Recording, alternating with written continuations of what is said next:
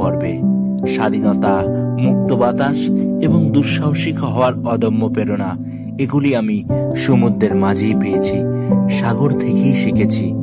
তাই তো বলি, ঘরের ভিতরে বসে বসে নিরর্থক অপেক্ষা না করে বাইরে বেরিয়ে আসুন, দু চোখ ভরে এ বিশ্বকে দেখুন, জানুন, জীবনটাকে উপভোগ করুন। আর এই উজ্জ্বল সূর্য রশ্মি স্পর্শ করুক আপনার শরীর আর মনকে। সমুদ্রের বিশালতা ও গভীরতা আমাদের মনে শক্তি যোগায়, অনুপ্রেরণা দেয় নতুন কিছু করার, শিক্ষা দেয় থেমে থাকতে নেই, চলার নামে জীবন। জীবনের এই গভীর শিক্ষাকে আরো কাছ থেকে জানার জন্য পৌঁছে গেছিলাম পূর্ব মেদিনীপুরের বঙ্গোপসাগরের তীরে অবস্থিত এক অপরিচিত সমুদ্র সৈকত, তাজপুর সমুদ্র সৈকত। আর এই সমুদ্র সৈকত এখনো কিন্তু জনগণের মধ্যে অতটা জনপ্রিয় হয়ে ওঠেনি, তাই হয়তো এর সৌন্দর্য এখনো পর্যন্ত অনেক অংশে বেহাল রয়েছে। চলুন এবার একে একে আপনাদের সামনে তুলে ধরি আজকের এই তাজপুর সমুদ্র সৈকতে একদিন কাটানোর অভিজ্ঞতা।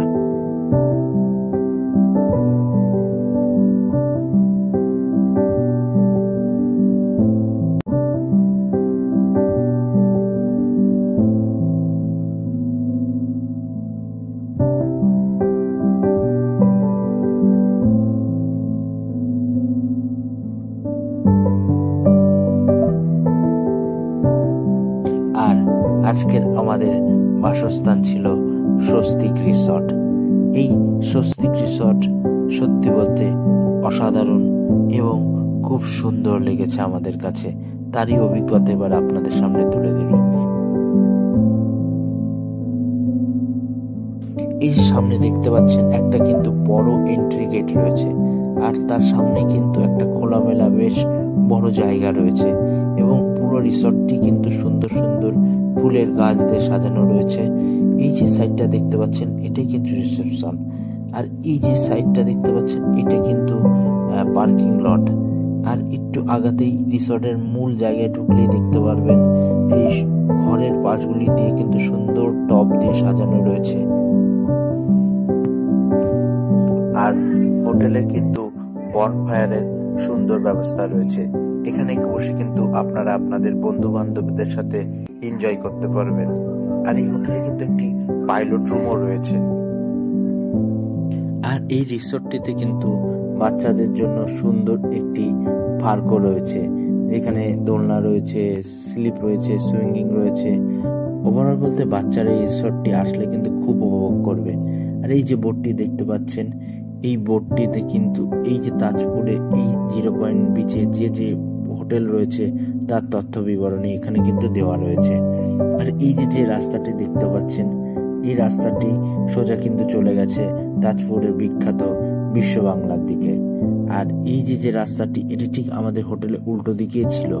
এই রাস্তাটি ধরে 2 মিনিট হাঁটলেই কিন্তু সরাসরি বিচে পৌঁছে যাবেন।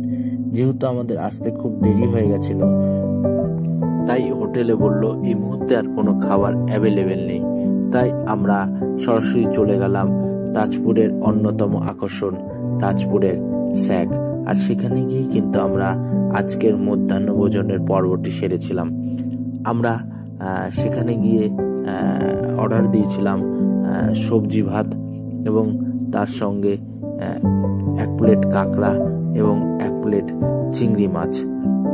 ওভারঅল বলতে খাওয়ার কোয়ালিটি খুব সুন্দর ছিল, ডালটা অসাধারণ ছিল, তার সঙ্গে আলু ভাজা দিয়েছিল, তার সঙ্গে একটা সবজিও দিয়েছিল। আর সমস্তটি মিলে এই থালিটির দাম ছিল মাত্র 80 টাকা। এক কথায় বলতে আপনি খেতে খেতে আপনার একবারও মনে হবে না আপনি কোনো হোটেল বা স্যাকে বসে খাবার খাচ্ছেন, মনে হবে যেন আপনি আপনার বাড়ির ডাইনিং রুমে বসেই খাবারটি খাচ্ছেন, এতটাই ঘরোয়া রান্না ছিল। এই দেখুন যে সামনে কাঁকড়াটা দেখছেন, এই কাঁকড়াটি 1 প্লেট নিয়েছিল 200 টাকা। এর গ্রেভিটা সত্যি বলতে অসাধারণ ছিল, কাঁকড়াটা ফ্রেশ ছিল এবং সাইজটাও ভালো ছিল। গরম ভাতের ওঠা ধোয়া তার সঙ্গে চিংড়ির মালাইকারি, আর তার সঙ্গে চোখের সামনে সমুদ্র সৈকতের অপরূপ সৌন্দর্য, সমস্ত মিলিয়ে যেন সেদিনকার মধ্যাহ্ন ভোজনের অভিজ্ঞতা এক অপরিসীম মাত্রায় পৌঁছে গেছিল। খাওয়ার পর একটু ঘুরু ঘুরু করতে করতে শরীরটা যেন আরো অনেকটা বেশি টায়ার্ড হয়ে গেল। তাই হোটেলে ফিরে আসলাম, এবং হোটেলে ফিরে এসে সেদিনকার মতন কিন্তু আমরা বিকালটা রেস্ট করেছিলাম। আসুন এবার আপনাদেরকে একটা রুম ট্যুর দেওয়া যাক।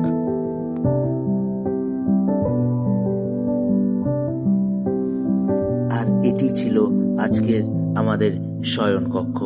এই রুমটি দেখে মনে হচ্ছে এই রুমটির আয়তন 10x12 মতন হবে, এবং রুমটি ক্লিন ছিল, এবং রুমটি গোছানো গাছানো সুন্দরভাবে ছিল। এখানে দেখুন একটি ডাস্টবিনও দেওয়া হয়েছে, যেখানে আপনারা আপনাদের পরিত্যক্ত জিনিসপত্র এই ডাস্টবিনে ফেলতে পারবেন। একটা ওয়ার্ড্রপ দেওয়া আছে, বেশ অনেকটা বড় জায়গায় কিন্তু এর মধ্যে আছে, আপনাদের লাগেজ রাখতে পারবেন। সামনে একটা মিরর রয়েছে, সামনে ড্রেসিং টেবিল রয়েছে, এবং তার নিচেও কিন্তু একটা স্পেস দিয়েছে যেখানে আপনারা কিন্তু আপনাদের এক্সট্রা লাগেজ গুলি রাখতে পারবেন। একটা কিং সাইজ বেড রয়েছে, এখানে দুজন মানুষ তো সুন্দরভাবে শুতেই পারবেন, তার সঙ্গে আরো একজন এক্সট্রা মানুষও শুতে পারবেন। দেখতে পাচ্ছেন টিভির রিমোট রয়েছে, সেট টপ বক্সের রিমোট রয়েছে, এবং এসির রিমোট রয়েছে, আর উপরেই কিন্তু এসি রয়েছে। দুটো চেয়ার রয়েছে, সামনে একটা টি টেবিল রয়েছে, একটা 32 ইঞ্চি এলইডি টিভি রয়েছে দেখতে পাচ্ছেন। উপরে কিন্তু সুন্দর ফল সিলিং করা ছিল, এবং পাখাও কিন্তু এই রুমে অ্যাভেলেবেল ছিল। সামনে চলুন এবার আপনাদেরকে বাথরুমটা দেখাই। এই দেখুন বাথরুমটা বেশ ছোটখাটোর মধ্যে বেশ ভালো ছিল, খুব পরিষ্কার পরিচ্ছন্ন বলবো না, কিন্তু মেনটেন ছিল, চলে যাবে। আর এই যে দেখুন, এটা কিন্তু ওনাদের ইনহাউস যে রেস্টুরেন্ট রয়েছে সেই রেস্টুরেন্টের মেনু কার্ড, এইটা আপনারা একবার পজ করে কিন্তু দেখে নিতে পারেন। আর রাতের অন্ধকার নামতেই এই রিসোর্টটি তার নিজস্ব আলোকসজ্জায় যেন এক মায়াবী রূপ ধারণ করলো। এইভাবেই তাজপুরের রাতের আলোকসজ্জার মায়াবী রূপকে উপভোগ করতে করতে সেদিনের মতন দিনটি কেটে গেল। কারণ রাতের অন্ধকারে তাজপুরে তেমন কিছু দেখার নেই। পরের দিন সকালে আমরা বেরিয়ে পড়লাম তাজপুরের মোহনার উদ্দেশ্যে। এই যে সামনে যে রাস্তাটি দেখতে পাচ্ছেন, এটি কিন্তু সোজা চলে গেছে বিশ্ব বাংলার উদ্দেশ্যে, মানে তাজপুর বিশ্ব বাংলার উদ্দেশ্যে, যা আমাদের রিসোর্ট থেকে মাত্র 500 মিটারের দূরত্বেই অবস্থিত ছিল।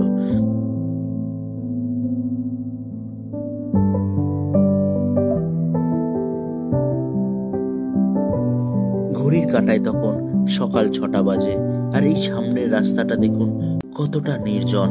দু সাইডে প্রাকৃতিক সবুজায়নের সৌন্দর্য, তার সঙ্গে সবে সবে সূর্যি মামা উকি দিয়েছে, আর তার সঙ্গে এই প্রাকৃতিক মায়াবী সৌন্দর্য সব মিলিয়ে সেদিনকার সকালের সুন্দর প্রাকৃতিক অভিজ্ঞতা তা এক কথায় বর্ণনা করা যাবে না। এই দেখুন রাস্তার দুর্ধার্তে কিন্তু অসংখ্য ছোট বড় হোটেল ও রিসর্ট গড়ে উঠেছে, আর এই রাস্তাটি ধরেই সোজা এগিয়ে গেলেই কিন্তু বিশ্ব বাংলা, যা তাজপুরের পর্যটনের অন্যতম এক কেন্দ্র বলতে পারেন। এই দেখুন ইতিমধ্যে কিন্তু আমরা তাজপুরের মেন এন্ট্রি গেটের সামনে দাঁড়িয়ে রয়েছি, আর এই বিশ্ব বাংলা গার্ডেনটির দায়িত্ব রয়েছে কিন্তু দীঘা শঙ্করপুর উন্নয়ন কর্তৃপক্ষ এবং পশ্চিমবঙ্গ সরকারের পর্যটন দপ্তর। এই যে সামনে দেখতে পাচ্ছেন, এটা কিন্তু পার্কিং লট, এখানে আপনারা যদি গাড়ি নিয়ে আসতে চান তাহলে কিন্তু আপনারা আসতে পারেন। বিশ্ব বাংলা যে জায়গাটি রয়েছে তাজপুরের, জায়গাটিকে ওয়েল প্ল্যান করে সাজানো ঠিকই হয়েছে, কিন্তু বোঝা যাচ্ছে সময়ের সাথে সাথে এর ঠিকঠাক সংরক্ষণ করা হয় না, পরিষ্কার পরিচ্ছন্ন করা হয় না। দেখতেই পাচ্ছেন, মানে এটা একটা পর্যটন কেন্দ্র, যেখানে দাঁড়িয়ে বিভিন্ন মানুষে বিভিন্ন সময় এখানে আসেন, বিভিন্ন জায়গা থেকে আসে, কিন্তু সেই পর্যটন কেন্দ্রের মূল আকর্ষণের জায়গাটা কিন্তু পরিষ্কার পরিচ্ছন্ন একদমই নয়। তাই যারা এখানকার লোকাল প্রশাসন আছেন বা যারা এই বিশ্ববাংলা দেখাশোনা করেন, সেই বিশ্ববাংলা কর্তৃপক্ষের কাছে আমার অনুরোধ থাকলো যে আমাদের এরকম অন্যতম জনপ্রিয় একটি পর্যটন কেন্দ্র তার যেন সঠিকভাবে পরিষ্কার পরিচ্ছন্নতা বজায় রাখে, যাতে আমাদের রাজ্য, আমাদের পর্যটন কেন্দ্রের প্রশংসা বিভিন্ন বাইরের মানুষও যাতে করতে পারে, তাদের কাছে যেন ভালো একটা চিত্র পৌঁছায়।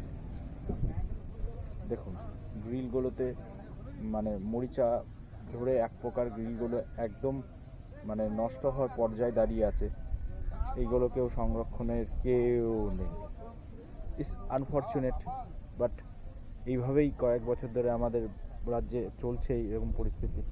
ঠিক আছে, সেগুলো পরের কথা, সেগুলো নয় কোনো এক অন্য ব্লগে ডিটেলসে বলা হবে। কিন্তু এই মুহূর্তে যারা এখানকার কর্তৃপক্ষ রয়েছেন তাদের কাছে আমার বিনীত অনুরোধ থাকলো যত দ্রুত সম্ভব তারা যেন এই যে অপরিচ্ছন্ন এবং অব্যবস্থা এবং যে বিশৃঙ্খলা চলছে তার জন্য সঠিক উপায় বের করে তাড়াতাড়ি পদক্ষেপ গ্রহণ করেন। এর সঙ্গে এই গার্ডেনের কিন্তু কিছু অপরূপ সৌন্দর্য ছিল, সেগুলি এবার আপনারা সিনেমেটিক শটের মাধ্যমে উপভোগ করুন।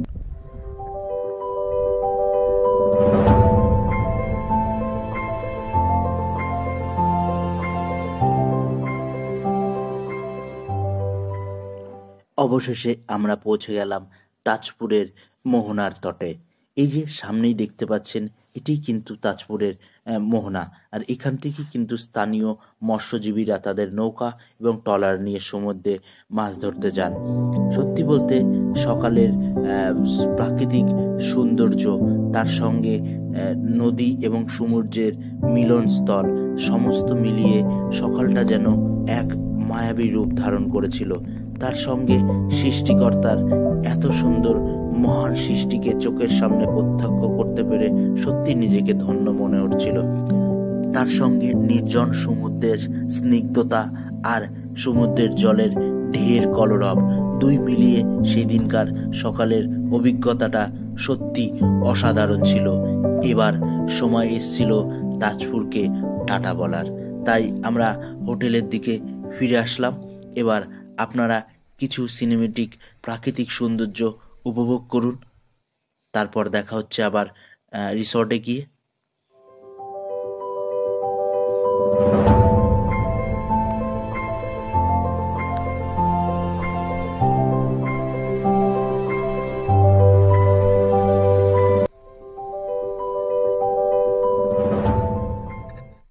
স্ক্রিনে যাকে দেখতে পাচ্ছেন তিনি হলেন প্রবীর দা, এই রিসর্টের সার্ভিস দাদা, যিনি তার আত্মীয়তার মাধ্যমে আমাদের মন জয় করে নিয়েছিলেন।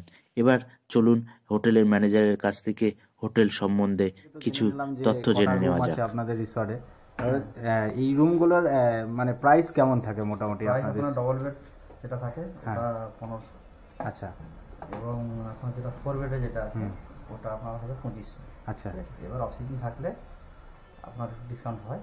আচ্ছা, না হলে এরকমই প্রাইস থাকে। এরকমই থাকে মোটামুটি। আর যেটা 4 বেড আছে মোটামুটি অ্যাপ্রক্স মানে একটা ফ্যামিলির জন্য মোটামুটি আরামসে থাকে। যেটা 4 বেডে আপনার 4 জন যেটা অ্যালাউ করা হয়, হ্যাঁ, কিন্তু ওটাতে দেখা গেলে 6 জনও থাকা যাবে। আচ্ছা আচ্ছা, মানে বিগ সাইজের বেড না না, হ্যাঁ আমি যেটা 2 বেডেও ছিলাম সেটাও দেখলাম যে 3 জন আরামসে, হ্যাঁ, 3 জন আরামসে থাকা যাবে। ঠিক আছে, ওকে ওকে। যারা যারা ভিজিট করতে চান দাদা আসবেন, ফোন নাম্বারটাও আমি দিয়ে দেবো ডিসক্রিপশনে, আপনারা ওখান থেকে দাদার সাথে কল করেন, কথা বলতে। হ্যাঁ, কার্ডটা আমি একবার দেখিয়ে দিচ্ছি, আমি তাছাড়াও আমি ডিসক্রিপশনে আমি দিয়ে দেবো। এখানেই এই পর্বের সমাপ্তির ঘোষণা করছি। আগামী পর্বে দেখা হবে মন্দারমণি সমুদ্র সৈকতের প্রাকৃতিক সৌন্দর্য নিয়ে। ভালো থাকবেন, সুস্থ থাকবেন, নমস্কার।